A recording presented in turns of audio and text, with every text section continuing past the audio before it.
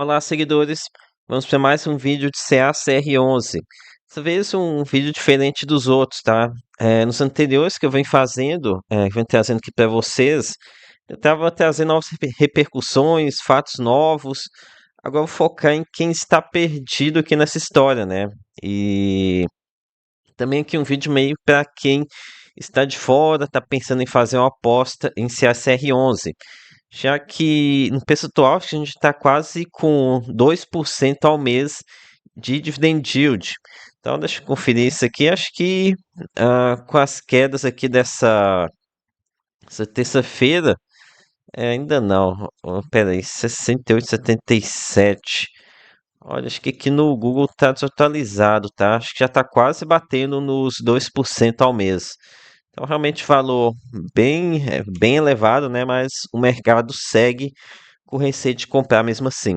Aqui é o Thiago PS, esse canal fica esperto. Então, não vou fazer um histórico completo aqui de CACR11 não, porque deixaria o vídeo demasiadamente longo, ainda por cima bem chato, né?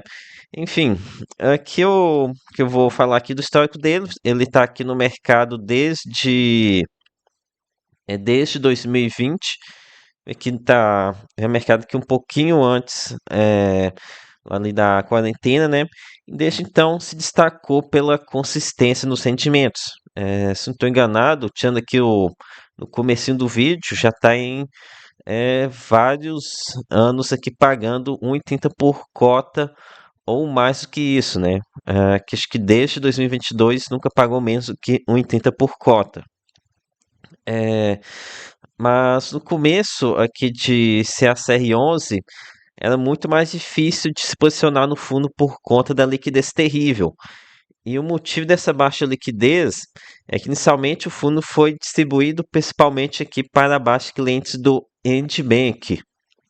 Esse Endbank aqui é um banco de private equity, né? Então pessoas que tinham um ticket bem elevado mesmo. Então aqui são pessoas que entraram com uma média aqui de mais de R$ 1 milhão. Então, geralmente são pessoas que não ficavam negociando muito no mercado secundário, tá? E geralmente pessoas aqui mais com foco na renda mesmo. E guarde aqui essa informação da ancoragem da Endbank. Ela vai ser fundamental aqui para entender um dos motivos aqui pelo qual o CSR11 está derretendo tanto. Então, aqui depois dessas emissões mais restritas, o fundo até conseguiu fazer algumas captações com um público mais de varejo, né, diversificar mais o fundo, e CSR11 continuou crescendo, mas sempre se mantendo como um fundo muito arrojado, né? Seguiu aqui pagando aquele, assim, mantendo essa consistência que ele tem aqui desde o início do fundo. E até então, a gente não tinha um único problema. Algo raro aqui em fundos de papel high yield, né? Inclusive, era muito elogiado aqui por muita gente, muitos influenciadores elogiavam o fundo eh, como sendo um dos únicos high yields que presta aqui no nosso mercado. Acabou que já perdeu esse título, né? Daí agora, em meados de 2025, acho que foi aqui ah, que foi lá que no final de julho, né, saiu uma nova emissão para a CACR11. Até então, o fundo tava com um pouco de ágio aqui no final de julho. Cadê? Fechou julho aqui ah, fechou julho com 1,02 de ágio lá no dia 31. Só que aí, só que quase imediatamente após essa divulgação da emissão, a cotação começou a cair vertiginosamente, né? Aqui, só na primeira semana depois dessa divulgação da emissão já tinha caído quase 10%. E no caso, sem nenhum motivo aparente. E essa situação aqui essa perdurou por praticamente 2 semanas, né? Aqui se a gente saber o motivo dessa queda. E aqui, mais uma vez, já começou muita gente questionar por que a gestora não vinha a público. E então, aqui o fundo estava em emissão, né? Então eu não poderia, ficava meio limitado aqui nessa comunicação. Daí o gestor ele optou por cancelar a emissão. Então aqui em tese, a gente pensou que com isso o gestor poderia vir a mercado explicar o que estava acontecendo, algo que não aconteceu, né? O gestor ele meio que continuou sumido aqui das redes sociais, sem comunicado, sem fazer live. E até que então, até que saiu a notícia aqui no canal da situação conflituosa entre a Cartésia e a Infinita Incorporadora, que aparentemente tem um grande ressentimento aqui com o fundo por conta de algumas garantias dessa incorporadora que estão sendo alienadas, né, que estão indo a leilão. Chegou aí até leilão, mas foi cancelado pela justiça aqui para verificar em que pé se encontra a regularidade aqui desses leilões, tá? Detalhe, decisões liminares, ou seja, não analisaram o mérito, apenas deram pause no que estava fazendo. É importante dizer que esse ativo ele não se encontra mais na carteira de CACR11. Acho que o principal dele era esse CRI tal.co. Meio que ele de forma de forma meio mágica, né? Ele conseguiu se livrar aqui desse CRI. Um institucional aqui comprou esse CRI tal.co. Que é uma história que a gente não teve muitos detalhes. E aqui já fica um ponto que me incomodou bastante com o CACR11. Até fiz um vídeo a respeito disso. Eu abri todos os relatórios entre janeiro de 2023 e dezembro de 2024. Ou seja, eu abri aqui 24 relatórios.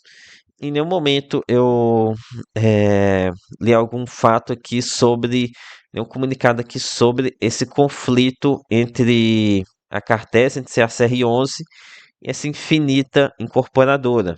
Então isso aqui já é algo que me incomodou bastante, né? Pensar que a gestora ela não está dando a devida transparência, devida comunicação sobre um problema grave que aconteceu com o fundo. E mesmo que ele tenha já se livrado desse CRI, me incomoda bastante saber que ele omitiu essa informação no passado. Ah, mas então, aqui depois a gente teve na divulgação do relatório gerencial, acho que foi no dia 18, né? Eu não sei, não lembro se os comunicados saiu na sexta ou no dia 18, mas teve um recado aqui da gestora sobre essa questão aqui envolvendo essa incorporadora, né? Teve aqui até no relatório também. No entanto, o fundo, a Cartésia, a gestora no caso, não respondeu às acusações. Provavelmente que por recomendação jurídica, né, para não tratar esses temas aqui de forma informal, como um relatório que nem sequer é um documento obrigatório. Mas então, depois que saiu esse caso aqui da Infinita, começou a rolar várias especulações. Uma delas é de que a incorporadora poderia ter vindo aqui até esse Bank, que fez essa coragem inicial do fundo e incentivou eles a vender as cotas de seus clientes, lá o pessoal Private Bank. Novamente, isso aqui é apenas especulação aqui de investidores. Outros também especularam que poderia haver um ressentimento aqui por parte do Endbank com o gestor de CACR11 por ele ter escolhido outras empresas para ser coordenador das emissões. Acho que atualmente está com o Warren, deixa eu ver se. Acho que esse coordenador líder mudou para essa Warren e com isso eles conseguiram distribuir mais o fundo, né? Conseguiram levar para uma base maior de cotistas. Novamente, esse sentimento aqui entre a Endbank e a Cartesia também é uma especulação, tá? Muitas delas que a gente está conversando lá no meu grupo do Telegram. Lembrando que esse grupo Telegram é o benefício pago, tá? Do meu clube de membros. E, mas enfim, não sabemos aqui o motivo exato do que está acontecendo, mas ficou bem claro que tinha alguém grande vendendo essas cotas, alguém muito grande mesmo. A gente pode notar isso pela questão da liquidez, né? Nota aqui que o fundo, antes disso, vem negociando aqui por volta de 20 milhões de reais aqui em 2025, né, que no mês de agosto saltou para 84 milhões de reais. E que no mês de setembro, a gente não está nem um terço do mês e já batemos 63 milhões de reais. Então a liquidez aqui mais do que dobrou aqui no mês de setembro. Ah, então, aqui, provavelmente que em setembro, a diferença para agosto, que começou a entrar muita pessoa física também. E desde então, após toda essa queda aqui essa queda de CACR11, o mercado começou a ficar mais atenta, o mercado começou a ficar mais atento às operações do fundo. E somente começaram a voltar seus olhos para esse CRI Santander. Então, eles começaram aqui a perceber que tratava de um fundo concentrado e com operações bem arrojadas, né? Arrojadas aqui eu me refiro a entrar aqui antes mesmo do lançamento. Então, isso aqui não chega a ser um caso de equity, mas quase de equity, né? Aqui, entrando muito cedo aqui no financiamento do empreendimento. E aqui o que incomodou muita gente foram os aportes adicionais a esse CRI parado, né? Se a gente for aqui na página 3 do relatório, é que ativos do CACR11, integralizações, vocês vão ver aqui, R$ 902 mil aportados no CRI Santander. E aí muita gente está se perguntando, para que eles estão fazendo um aporte de quase R$ 1 milhão no empreendimento que está parado? Isso aqui é algo que já vem acontecendo já há mais tempo, inclusive com outros empreendimentos que também estão parados, né? E, enfim, isso aqui acabou gerando muita preocupação aqui entre as pessoas físicas. E por cima depois veio ah, aqui uma postagem do Marcelo Fai lá no Twitter, ou se preferir no X, em que ele expôs mais essa situação aqui do CRI, contando um pouco de vantagem. Eu já venho falando há bastante tempo aqui no canal, mas como ele tem mais tempo aqui, né, aqui no mercado, acabou que foi ele que muita gente ficou sabendo por ele, né? E então isso aqui acabou acelerando ainda mais a queda do fundo. Acho que foi nesse dia que o SACR11 chegou a cair 10% no intraday, mas acabou recuando um pouco depois, caindo apenas 5%, né? Posteriormente, a, a Cartésia, ela emitiu aqui um comunicado ao mercado, acho que foi, que dia? Foi na sexta, foi um comunicado aqui no dia 5, né? Na sexta-feira à noite, desmentindo alguns dos pontos que foram apontados pelo Marcelo Faia, de que as garantias não estavam constituídas e que estavam com problemas com questões ambientais. No entanto, não responderam todos os questionamentos, né? Mas enfim, aqui uma carta suficiente. E outro ponto que também não comentei aqui foi as posições em short contra o fundo. Eu já venho comentando há algum tempo. As posições estão vendidas, deram um salto aqui desde meados de agosto, né? Já está aqui em 155 mil cotas em posição vendida. Então, tem alguém forte aqui apostando contra CACR11. Então, aqui, dando as minhas considerações finais sobre esse caso. Aqui acho que algo que já ficou claro para mim é que o gestor deveria ter aparecido em live, né? Nem sei se eles têm canal aqui no YouTube, mas fazer uma live, né, explicando para os cotistas, para os investidores, os pontos principais que eles têm recebido, também responder alguns questionamentos, né? Vários questionamentos aqui também, eu tenho várias dúvidas.